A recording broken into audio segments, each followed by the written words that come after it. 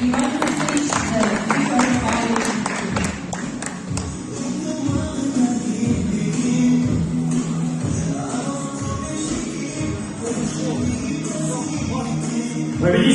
в индивидуальном зачете во втором дивизионе стал второй экипаж Киргизской Республики.